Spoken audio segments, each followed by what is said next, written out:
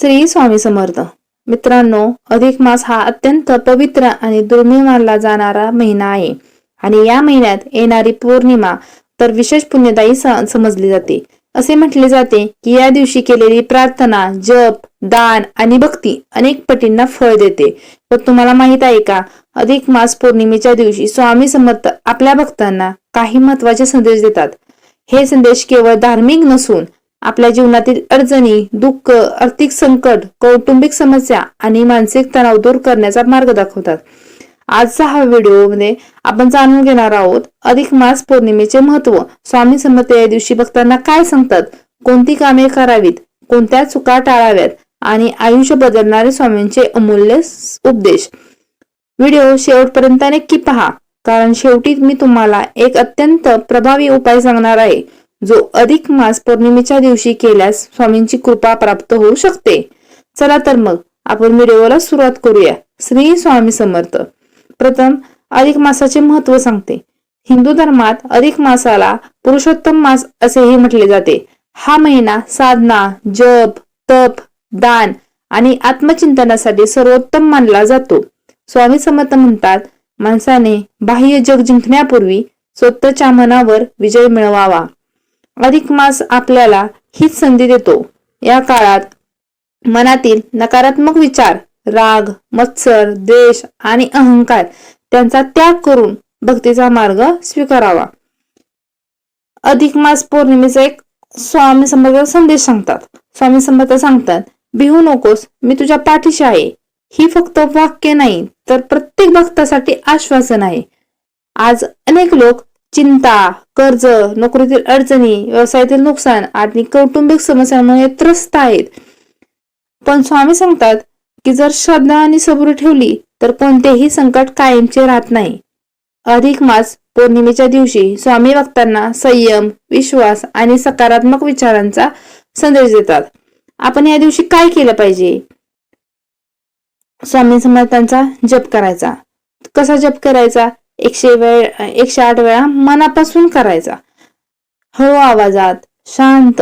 श्री स्वामी समर्थ, श्री स्वामी समर्थ हा जप मनाला शांती देतो आणि सकारात्मक ऊर्जा निर्माण करतो. दुसरं, दीपदान. संध्याकाळी तुपाचा दिवा लावायचा. दिवा म्हणजे अंधारातून प्रकाशाकडे जाण्याचा मार्ग.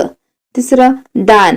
शक्य असल्यास तुम्हाला आजच्या दिवशी जेवढं गरिबांना अन्नदान करता येईल काही करा, पण दान नक्की करा. स्वामी समर्थांनी सेवेला सर्वश्रेष्ठ धर्म मानले आहे. वाचन. आज मनाला एक शांती, मनाला एक दिशा मिळावे असं म्हणून एक वाचा. स्वामी चरित्रातील अध्याय वाचा. तुम्हाला काय आवडेल तेवढं वाचा. स्वामी चरित्राबद्दल खूप काही अध्याय आहेत. त्यातला एखादा तरी अध्याय वाचला ना, नक्की तुमच्या मनाला एक शांती, दिशा मिळेल. आणि कोणत्या चुका टाळाव्यात? स्वामी समर्थ सांगतात, खोटे बोलायचं नाही, कोणाचं सुद्धा मन दुखवायचं नाही. आपल्यामुळे दुसऱ्याचं मन दुखेल असं आजच्या दिवशी तरी करायचं नाही. रागावर नियंत्रण ठेवायचं, वाईट विचार टाळायचं. कोणताही विचार आला तरी आजच्या दिवशी वाईट विचार हा करायचाच नाही. अहंकार करायचा नाही, कुठल्याही गोष्टीचा अहंकार करायचा नाही.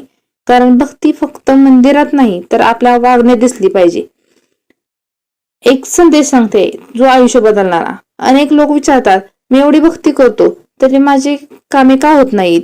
स्वामी समर्थ त्याचे उत्तर देतात, एक छान पद्धतीने देतात. योग्य वेळेपर्यंत धीर धरा. बी पेरल्यावर लगेच फळ मिळत नाही, त्यासाठी वेळ लागतो. तसेच आपल्या प्रयत्नांचे फळही योग्य वेळी मिळते, म्हणून निराश होऊ नका. ह्या पौर्णिमेचे एक विशेष महत्व आहे.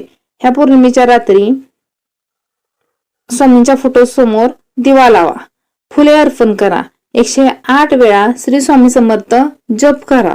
आपल्या मनातील इच्छा स्वामींना सांगा. शेवटी सर्वांच्या कल्याणासाठी एक प्रार्थना करा. हा उपाय जर तुम्ही श्रद्धेने केला ना तर खरंच तुम्हाला फरक जाणवेल. मित्रांनो, अधिक मास पौर्णिमेला हा केवळ एक दिवस नाही तर आत्मपरिवर्तनाची संधी आहे. स्वामी समर्थ आपल्याला सांगतात, भिवू नकोस, मी तुझ्या पाठीशी आहे. श्रद्धा ठेव, सबुरी ठेव, चांगले कर्म करा आणि स्वामींवर विश्वास ठेवा. तुमच्या जीवनात कितीही अडचणी असल्या तरी स्वामींच्या कृपेने त्यातून मार्ग नक्की निघेल. श्री स्वामी समर्थ. जर हा संदेश आवडला असेल तर व्हिडिओला लाईक करा, चॅनलला सबस्क्राईब करा आणि कमेंटमध्ये लिहा श्री स्वामी समर्थ. श्री स्वामी समर्थ. जय जय रघुवीर समर्थ.